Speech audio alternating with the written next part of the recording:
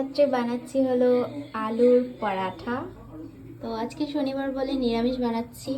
তো এখানে আলু সিদ্ধ করে নিয়েছি, আর এখানে টমেটো, কাঁচা লঙ্কা কুচি আর আদা, আর এখানে সামগ্রী রয়েছে জোয়ান, এটা হলো, এটা কি ভুলে গেলাম, মনে পড়ছে না, আমার মাথাটা না গেছে একদম। এগুলো আচার রয়েছে, আজকে আচারই আলুর দম বানাবো একদম। আর এখানে তেল দিয়ে দিয়েছি।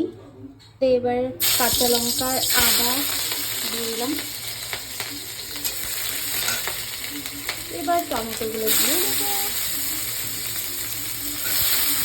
হ্যাঁ, এখন মনে পড়ছে, এটা হলো আবার ভুলে গেলাম, আমার মাথাটা না কি জানি ছিল, এটা গোলমরিচের গুঁড়ো, এখন মনে পড়েছে। তো গোলমরিচের গুঁড়ো রয়েছে। আলুটাকে একটু ভালো করে ম্যাশ করে নিই। দিয়ে দিচ্ছি নুন,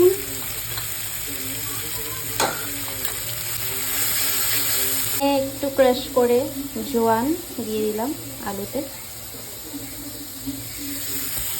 এটাকে ভালো করে গলিয়ে নেব টমেটোটাকে। গোলমরিচের গুঁড়ো দিয়ে দিলাম,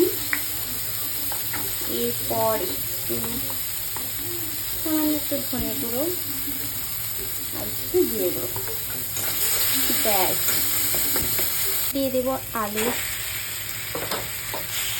আলুটাকে ভালো করে মিক্স করবো।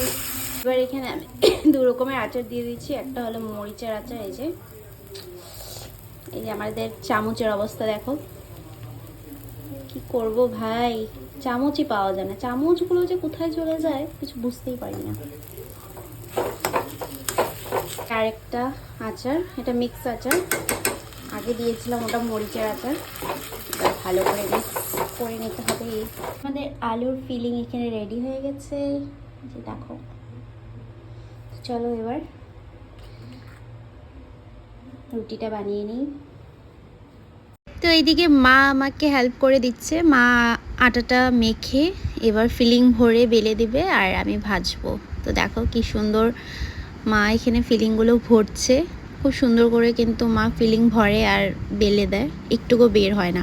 আর এই যে আমার পতিদেব চলে আসলো নিজের জন্য একটা রুটি বানাতে, স্পেশাল করে একটা রুটি বানাচ্ছে ঘি লাগিয়ে, তাও দেখো শুধু নিজের জন্যই বানাচ্ছে, কিন্তু একটা কাউকে খেতে দেবে না, শুধু নিজেই খাবে একা একা।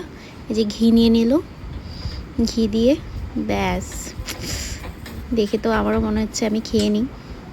আর এদিকে দেখো আবার অলিভ অয়েল, বাপ রে, ঘি আবার অলিভ অয়েল, কত কিছু দিয়ে বানাচ্ছে, মানে কি আর বলবো।